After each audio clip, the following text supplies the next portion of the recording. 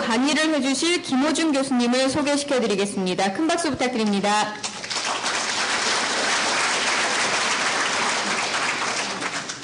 김호준 교수님은 성균관대 의대 교수, 삼성서울병원 호흡기내과 전문의로 재직 중이시며 폐암, 치료기관지 내시경, 기관지 협착 등에 대해 진료와 연구를 하고 계십니다.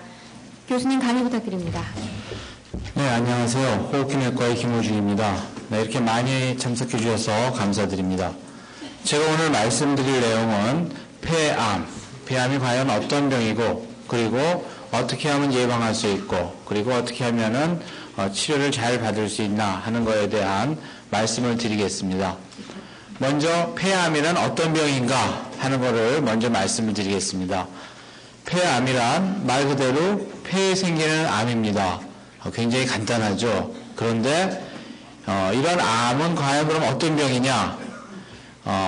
우리 몸에는 정상적으로 피부가 자라다가 예를 들어 피부가 다쳐서 찢어집니다. 그러면은 꼬매든 안 꼬매든 살이 자라나서 붙게 돼 있습니다. 이렇게 적당한 크기의 조직이 생기면은 더 이상 안 커지게 돼 있는 게 정상인데, 계속 자라갖고 정상적인 조직을 파괴하는 것을 암이라고 합니다.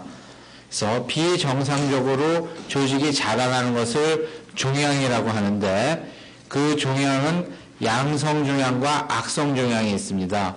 양성종양은 쉽게 말해서 사마귀 같은 거로 어느 정도 자라나지만 그 이상은 안 자라나고 좀 보기가 흉해서 그렇지, 자라나다가 중간에 정지를 하는 것을 양성종양이라고 하고, 그냥 막무가내로 계속 자라서 뭐 뼈든 혈관이든 파괴하면서 계속 자라나는 것을 암이라고 합니다. 이런 암은 악성종양과 같은 의미입니다. 폐에 생긴 악성종양, 그래서 폐 주위에 있는 정상 조직을 파괴하는 것을 폐암이라고 합니다.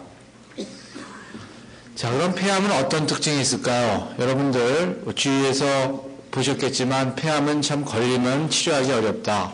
정말 난치병이다. 멀쩡했는데 바로 또 부고를 받았다. 이런 경험이 있으실 줄 압니다. 폐암은 조기 발견이 참 어려운 병입니다.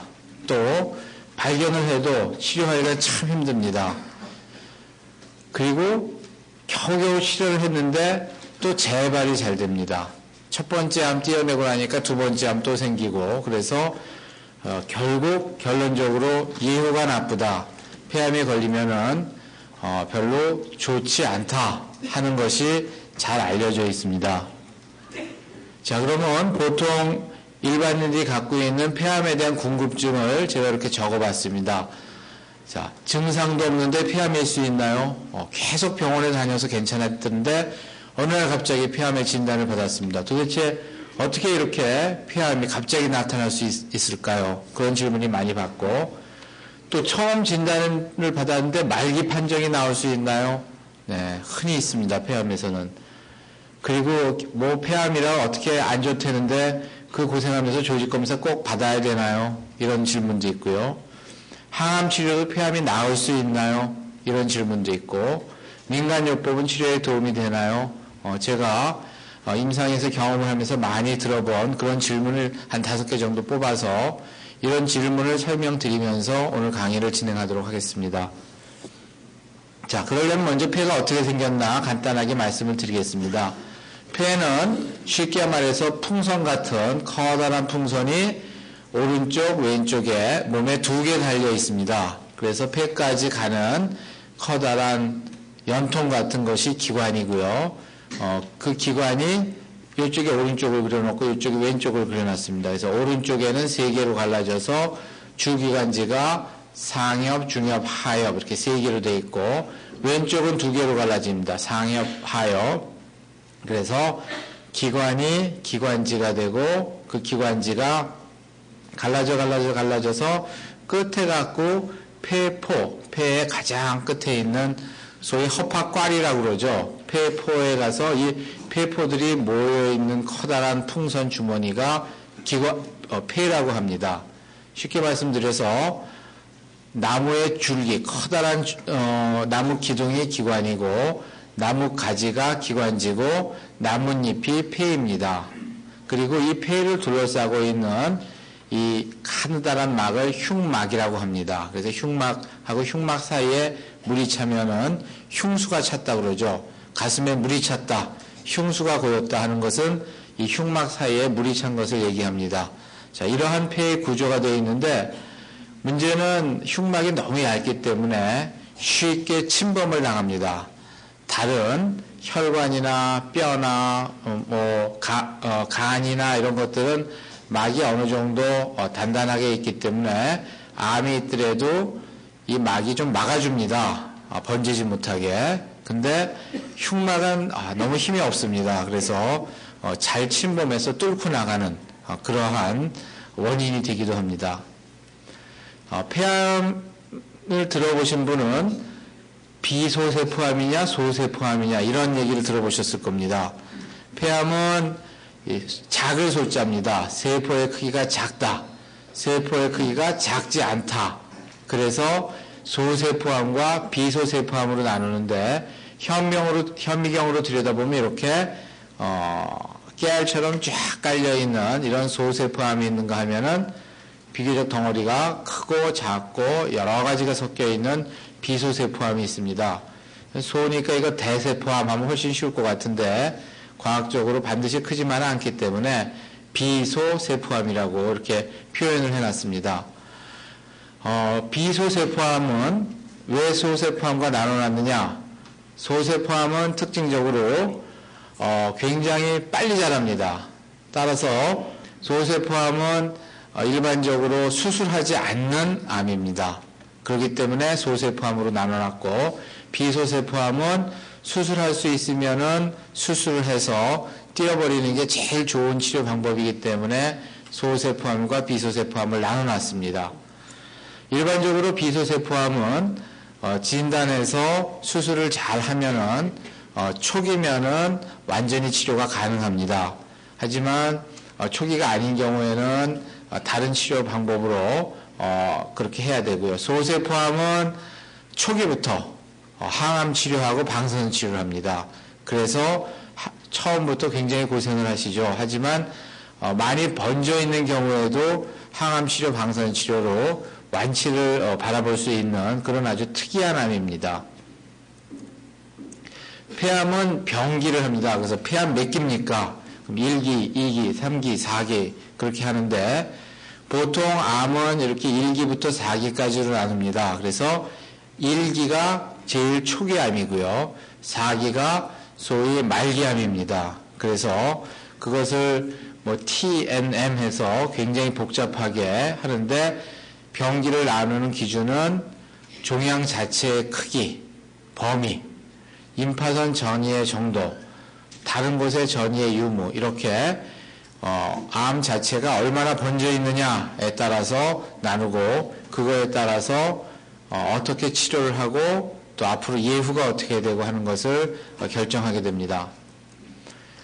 저희 나라가 1997년에 전국에 있는 한 200개 병원에서 폐암 실태 조사를 한 적이 있습니다.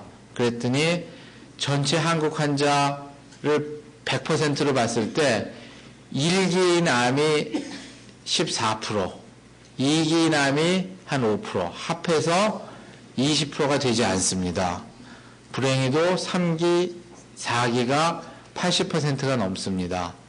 그런데 1기, 2기는 수술을 하는 암이고요, 소위. 3기도 A기는 수술을 조금 합니다. 하지만 3B기, 4기는 수술을 못 하는데, 4기가 벌써 이 정도 되니까 3B기, 4기 하면 60%가 넘거든요. 그렇게 많은 암들이 한국 사람의 대부분을 차지하고 5년 생존율이라는 거는 완치율이라고 같이 보셔도 됩니다. 5년 동안 살면은 완치됐다고 보기 때문에 완치될 확률은 이렇게 낮은 그렇습니다.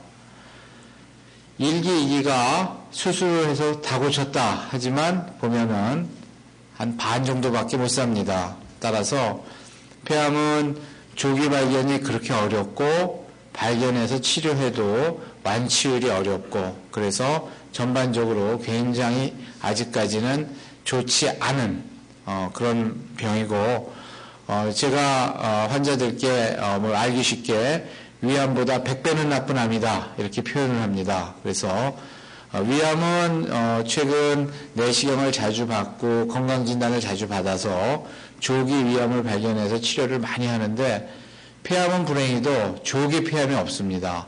발견하면은 주로 말기를 많이 가기 때문에 이 조기 폐암 발견이 참 어렵습니다.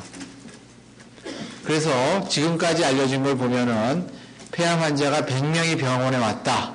그러면은 처음 검사했을 때 35명만이 초기고 65명은 처음 진단하자마자 말기입니다. 그래서 이 말기인 분들은 처음부터 수술을 못 받고 항암 치료나 방사선 치료를 받고요. 초기인 환자분들을 수술하려고 입원해서 검사를 해보면은 20명만 수술이 가능하고 15명은 수술이 불가능합니다. 그 이유는 여러 가지가 있지만 되게 담배를 많이 피셨던 분이기 때문에 폐기능이 나빠서 수술을 못하게 됩니다. 그 얘기는 다음 시간에 김관민 교수가 할 것 같습니다. 그리고 나서 20명의 수술을 하면은 10명 정도가 5년 후 생존해서 완치가 되고 10명은 또 그동안에 재발을 합니다.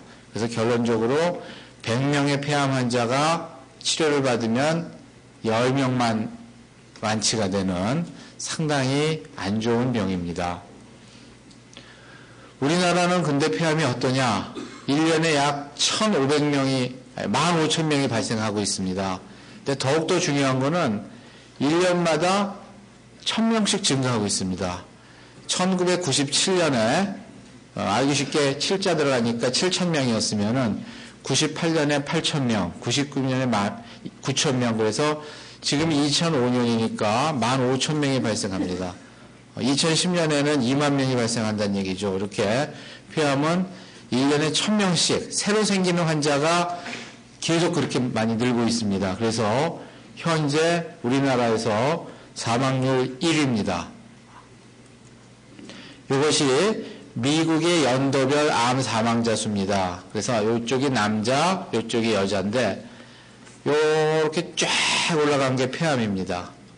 여자도 이렇게 쫙 올라가는 게 폐암입니다. 우리나라가 밑으로 쫙 떨어지는 게 위암이거든요.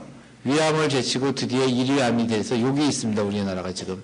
앞으로 10년, 20년 동안 쫙 올라갈 가능성이 굉장히 많고, 현재 미국에서는 나머지 암 다 합친 것보다 폐암 혼자가 더 사망자 수가 많습니다. 그래서 굉장히 미국에서도 문제가 되고 있는데 미국에서조차도 아직까지 잘 못 고치고 있습니다. 따라서 폐암은 예방이 굉장히 중요하고, 미국은 이제 여성분들도 담배를 많이 펴서 이렇게 올라가는데 저희 나라도 여성분들 흡연율 늘지 않도록, 또 청소년들 담배 많이 피지 않도록 잘 지도를 해야 될 것 같습니다. 흡연은 폐암의 가장 많은 원인입니다.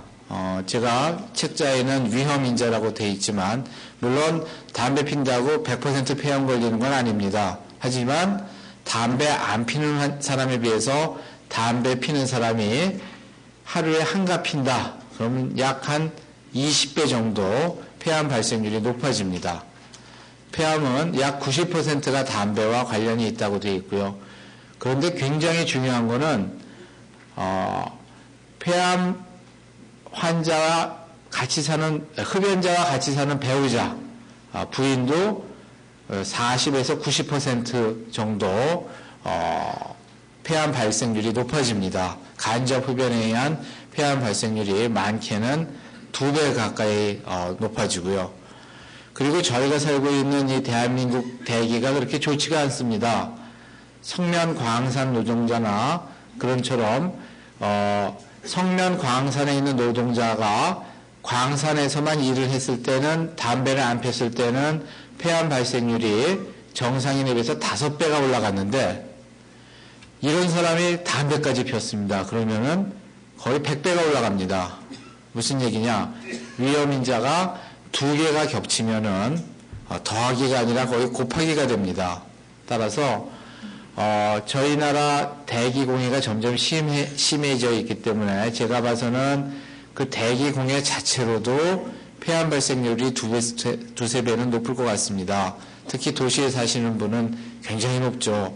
그런데 거기다 담배까지 피시면은 통상 말하는 20배가 아니라 거의 40~50배의 폐암 발생률이 높아진다는 것을 반드시 기억하시기 바라고, 따라서 대개 담배를 20년 이상 피면은 폐암 발생률이 급격히 높아진다고 알려져 있습니다.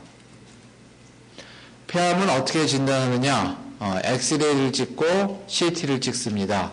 기관지 내시경 검사를 하고 조직 검사를 해서 바늘로 찌르는 세침 흡인 검사라는 걸 하고, 그 외에 원격 전이를 위한 검사, 수술 가능성 여부를 위한 검사, 이렇게 아주 검사를 굉장히 많이 하게 됩니다. 가슴 사진을 찍으면은 가슴 사진에 이렇게 덩어리가, CT를 찍으면 CT에 이렇게 덩어리가 나타납니다.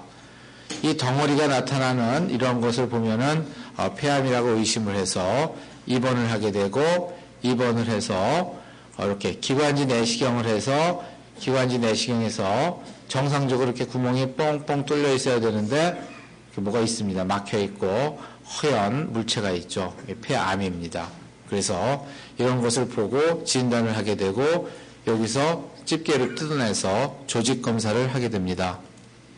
세침 흡인 검사는 저렇게 안 보일 때 밖에서 바늘로 찔러 갖고 이 암덩어리를 찔러서 조직 검사를 하는 건데 조금은 아프고 불편합니다. 하지만 반드시 조직 검사를 위해서는 필요한 그런 검사입니다.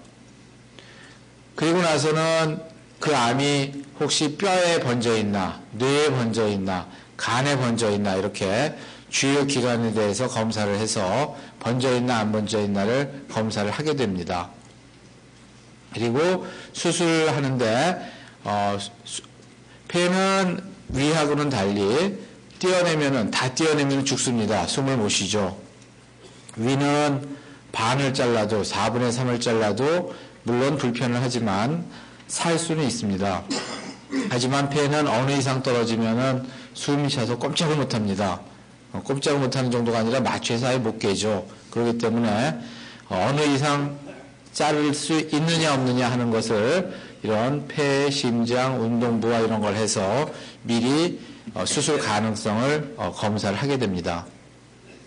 그래서 일반적으로 비소세포암은 1기와 2기는 수술을 해서 완전 치료를 노리고요.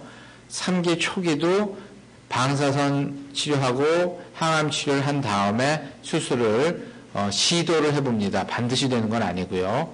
3비기, 4기는 수술이 불가능해서 완치는 어렵고요. 조금 오래 살기 위해서 이런 항암 치료나 방사선 치료를 하게 됩니다. 하지만 소세포암 중에서 제한병기라고 해서 한 3기, 비기까지 되는 어느 정도 번져 있더라도 방사선 치료하고 화학 치료, 항암 치료를 해서 완치를 노리고요. 너무 많이 번져 있을 때는 방사선 치료는 못하고 항암 치료만 해서 그때도 생명 연장을 시도를 합니다. 자, 그러면 하나씩 의문점을 말씀드리면서 궁금증을 풀어보도록 하겠습니다. 자, 증상도 없는데 폐암일 수 있을까요? 네. 폐에는 정상적으로 신경 조직이라는 게 없습니다. 그래서 폐는 집게로 찔러도 가위로 잘라도 아무런 통증이 없습니다. 따라서 폐는 이러한 흉막 그리고 이 기관지 정도 나와야지 신경이 있습니다. 따라서 폐 속에서 생긴 암은 아무런 증상이 없습니다. 심지어 거의 한 참외 정도 커지는 거의 10cm 정도 커질 때까지도 증상이 전혀 없을 수 있는 게 이게 폐의 해부학적 특징이기 때문에 증상이 없어도 폐암일 수 있습니다. 오히려 간단한 감기나 기관지염일 경우 하다못해 알레르기성 비염이나 또는 식도의 역류나 그런 것들이 오히려 더 증상을 많이 일으키고 오래 일으킵니다. 따라서 증상이 없어도 폐암일 수 있기 때문에 최소한 1년에 한 번씩은 건강검진을 꼭 받으셔야 됩니다. 저희 병원 건강의학센터에서는 이렇게 흡연자들 또 과거에 흡연을 많이 하셨던 분들을 위해서 폐암 전문 건강검진이라는 코스를 개발해서 하고 있습니다. 그래서 거기 가시면은 저희 메일에 보신 것처럼 그렇게 많이 기다리시지도 않고요. 그리고 거기 한번 등록을 하면은 1년마다 집으로 편지가 갑니다. 오시라고. 그래서 폐암을 증상이 없는데 잡을 수 있는 아주 좋은 프로그램을 운영하고 있습니다. 그래서 관심 있으신 분은 건강의학센터, 저희 검진센터에 전화를 해보시기 바랍니다. 그래서 이렇게 폐암이 폐 속에 쏙 들어가 박혀 있으면 증상이 없습니다. 하지만 이 암이 이렇게 막 번져갖고 이 밖으로 번지면은 증상이 나타나게 됩니다. 따라서 폐암은 증상이 없을 때 발견해서 수술해야지 좋지, 이렇게 증상이 있을 때는 이미 많이 번졌다는 얘기고 흉막이 굉장히 얇기 때문에 벌써 뚫렸다는 얘기입니다. 흉막이 뚫렸다는 것은 완치 가능성이 많이 떨어진다는 얘기고, 따라서 폐암은 증상이 있으면은 상당히 좋지 않습니다. 폐암의 증상은 흉막이나 갈비뼈, 등뼈 이런 데로 전이가 되면은 통증이 유발됩니다. 또 기관지를 뚫고 나오면은 기침이 나오고 피가 나옵니다. 기관지에서. 그리고 더 많이 번져서 뇌까지 간다면은 그 중풍처럼 마비가 되고 두통이 올 수 있고, 하지만 대부분은 그냥 약간의 피로함, 식욕부진, 그 정도의 증상만 있고 별 증상이 없습니다. 따라서 운 좋게 기관지에 있다 그러면은 별로 증상 없이 만성적인 기침하고 피가 묻어 나오는 가래, 그럴 경우에는 반드시 의사를 찾아가시기 바랍니다. 폐암을 조기 발견하기 위해서는 어떻게 돼야 될까요? 흉부 엑스레이를 주로 많이 찍는데 문제는 흉부 엑스레이는 최소한 1cm는 돼야지 보입니다. 그리고 2cm가 돼서도 심장 뒤에 숨어 있는 경우에는 잘 안 보일 수가 있습니다. 따라서 CT를 찍어서 발견을 시도를 하는데, 한 CT는 3mm 내지 5mm만 되면 발견할 수 있어서 폐암을 발견하기 위해 아주 좋은 그런 방법입니다. 하지만 저희 나라에서는 의료보험이 지금 이게 해당이 안 되기 때문에 의료보험에서 혜택을 주지 않습니다. 그래서 상당히 고가이기 때문에 저희 병원에서는 저용량 CT라는 것을 해갖고 건강의학센터, 건강검진할 때 상당히 부담을 느끼지 않는 가격으로 보험이 적용 안 되지만 보험이 적용 안 돼도 보험 내는 가격하고 비슷한 가격으로 그렇게 운영을 하고 있습니다.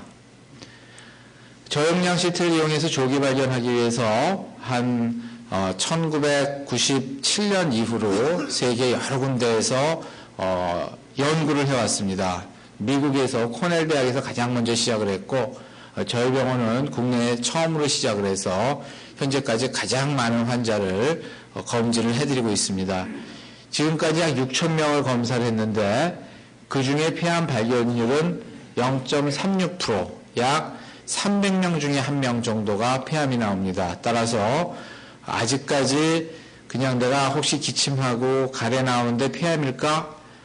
그러면 여기 계신 분 중에 400명이니까 299명은 폐암이 아닙니다. 그 중에 한 분 정도가 폐암이니까 그렇게 뭐 크게 무섭게 생각하실 건 없는데, 하지만 건강검진은 꼭 받으시는 게 좋습니다. 문제는 이렇게 CT를 가지고도 발견을 했지만 3명 중에 2명만이 일기고 3명 중에 1명은 또 일기가 넘어갑니다. 그렇기 때문에 아직까지 CT를 찍어도 100% 안전한 그런 예방 방법은 아닙니다. 그러면 두 번째 질문입니다. 처음 어떻게 진단을 받았는데 진단 받자마자 말기일 수가 있는가? 그거는 폐가 가슴 속에 위치하고 있고 이런 심장을 둘러싸고 있어서 그렇습니다. 심장은 그야말로 하나밖에 없기 때문에 일부라도 떼어내면은 살 수가 없습니다. 근데 폐에 생긴 암이 흉막을 뚫고 심장으로 갔다. 이런 큰 동맥, 정맥으로 갔다. 그럴 경우에는 아무리 사이즈가 작아도 말깁니다. 왜냐? 떼어낼 수가 없잖아요. 심장 떼어내면 바로 죽으니까.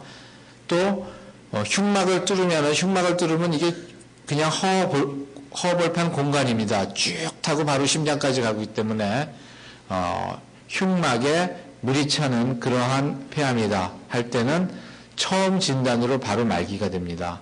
그래서 정말 이렇게 불행하게 진단되시는 분이 10명 중에 5명이 넘기 때문에 참 뭐라고 말씀을 못 드리겠는데 그러한 경우가 많고 따라서 참 처음에 받아들이시기 어려운 경우가 많고 따라서 가족분들도 참 마음고생을 많이 하시고 있습니다. 진행된 폐암은 폐암의 위치에 따라서 결정되는 경우가 많고 또 임파선 전이나 조기에 멀리 떨어진 전이가 생기는 경우입니다.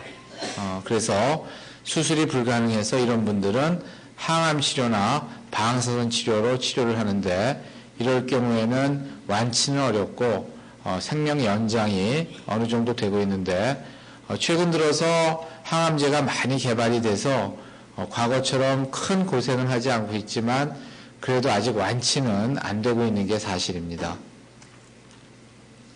폐암의 성장 속도는 대개 1cm 정도가 돼야지 발견 가능한 가장 작은 그러한 크기입니다. 하지만 1cm라도 위치가 나쁘면은 말기가 될 수 있죠. 그래서 1cm 정도가 이제 있다가 대개 한 3cm 정도 되면은 아무래도 좀 이상해서 병원에 가서 대개 발견을 하게 됩니다. 그럴 때까지 약 한 6개월에서 12개월이 걸립니다. 따라서 1년에 한 번 정도 CT를 찍으면은 요 사이에 발견할 수 있으니까 이런 아주 운 나쁜 경우만 제외하고는 조기 발견을 할 수가 있습니다. 그리고 나서 이제 3cm 때 병원에 가게 되는데 병원에 가서 6cm가 될 때까지 1cm가 3cm 되는 거는 1cm가 2cm 되고 2cm가 4cm 되고 그러면 2번 커지는 거지만 3cm가 6cm 되는 건 이거 한 번 커지는 겁니다. 세포 하나가 2개 되고 2개가 4개 되니까 따라서 여기서 여기까지는 금방 갑니다. 따라서 폐암은 조금만 늦으면 큰일 난다 하는 말이 이런 데서 나옵니다. 그래서 3cm 때 발견을 했을 때는 좀 아슬아슬할 때가 많고요. 6cm 때 발견했다. 그럴 경우에는 참 안 좋을 때가 대부분입니다. 대부분은 손을 못 쓰는 경우가 많고 약 10cm가 되면 사망을 하게 됩니다. 따라서 3cm에서 10cm 갈 때까지 또 한 6개월에서 12개월 걸리는데 대부분의 폐암 환자분들은 이렇게 1년 내에 사망을 하게 됩니다. 따라서 거꾸로 나는 기침한 지 10년이나 됐으니까 폐암이다 이러시는 분이 있는데 절대로 폐암이 아닙니다. 폐암에 걸려서 10년씩 사시는 분은 없기 때문에 오랫동안 기침하시는 분은 오히려 알레르기나 천식 쪽으로 생각을 해보시는 게 맞습니다. 자, 다음 세 번째, 조직검사는 꼭 해야 하나요? 네, 조직검사 이렇게 돼 있고 이렇게 있고 그럼 뭐 이렇게 심한데 조직검사를 꼭 해야 되나요? 우리나라는 아직까지 폐 결핵이 굉장히 많습니다. 아까 0.36%가 암이 나왔다고 하는데 저희 나라의 그 결핵의 퍼센트는 한 0.9% 정도 됩니다. 폐암의 2배에서 3배 정도 되기 때문에 실제로 이렇게 나쁘게 나왔어도 결핵일 경우가 상당히 많습니다. 따라서 결핵의 경우에는 약만 먹으면은 뭐 충분히 완치될 수 있는 그런 병이기 때문에 치료 안 하고 그냥 포기하고 집에 가서 죽는 건 참 어리석죠. 게다가 다른 사람한테 전염까지 시켜주는데요. 또 폐암처럼 보이는 폐렴도 드물지 않게 있습니다. 따라서 조직검사를 해서 폐렴이면 항생제 치료, 폐결핵이면 결핵약 복용, 늑막력이면은 호수를 넣어서 배농, 혹시 다른 암, 임파선암 같은 경우에는 항암 치료로 완치가 될 수 있는 암입니다. 그렇게 치료할 수 있는 방법이 있기 때문에 조직검사를 해서 확실하게 진단을 받고 치료하는 것이 좋지 괜한 걱정을 하고 그냥 방치하는 것이 더 손해입니다. 그러면 조직검사를 그렇게 힘들게 하는데 힘들지 않게 조직검사하는 방법이 있을까요? 네, 있습니다. 기관지 내시경을 저희 삼성서울병원에서는 거의 100%에 가깝게 수면 기관지 내시경을 하고 있습니다. 그래서 충분히 마취를 시킨 다음에 쿨쿨 주무시는 동안에 내시경을 하기 때문에 대개 한 10분 중에 한 8분은 왜 나 내시경 안 해주느냐 그렇습니다. 그러면 여기 다 사진까지 찍어서 한 걸 보여드리면 이상하다. 나는 잠깐 잔 거밖에 없는데 언제 끝났나 그러시는 분들이 많습니다. 그래서 기술이 이렇게 계속 발달하고 있기 때문에 과거에 내시경 한번 하려면은 거의 펄떡펄떡 뛰는 망아지 잡듯이 여러 명이 들어와서 팔다리 하나씩 잡고 꼼짝 못하게 묶어놓고 하는 그런 20년 전의 내시경과는 많이 다릅니다. 따라서 그렇게 크게 걱정하지 않으셔도 됩니다. 경피적 폐생검도 아까 찔러서 하는 건데 요즘 찌르는 바늘이 많이 가늘어졌습니다. 따라서 훨씬 검사받기 편하시고요. 흉곽경술이라는 게 생겨서 다음 시간에 폐식도외과 김관민 교수의 전공인데 심지어 수술조차도 내시경 수술을 하기 때문에 굉장히 편해졌습니다. 따라서 기술이 계속 발달하고 있기 때문에 무조건 겁내실 게 아니라 의사분과 잘 상의를 해서 좀 힘들지 않게 검사받을 수 있는 방법을 문의해 보시는 게 좋은 방법입니다. 항암 치료는 소세포암일 경우에는 약 90% 정도 효과가 있습니다. 그래서 소세포암일 경우에는 조금 힘들더라도 항암 치료를 받으시는 게 유리합니다. 소세포암은 항암 치료를 받지 않을 경우에는 굉장히 빨리 커지기 때문에 너무너무 고생을 하세요. 그래서 가급적 소세포암일 경우에는 항암 치료를 하시는 게 좋은데 단 비교적 초기일 때는 완치가 가능하지만 좀 어느 정도 지났을 때는 나중에 가서 재발을 하기 때문에 고생을 하는 경우가 많습니다.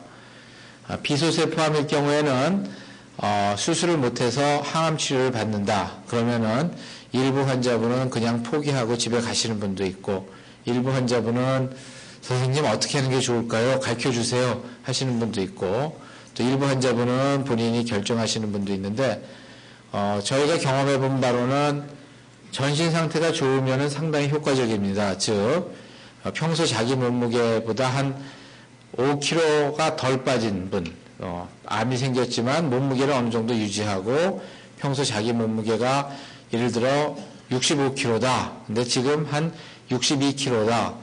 그러시는 분은 충분히 받으실만 합니다.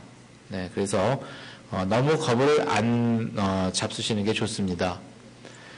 마지막으로 민간요법에 대해서 말씀드리겠습니다.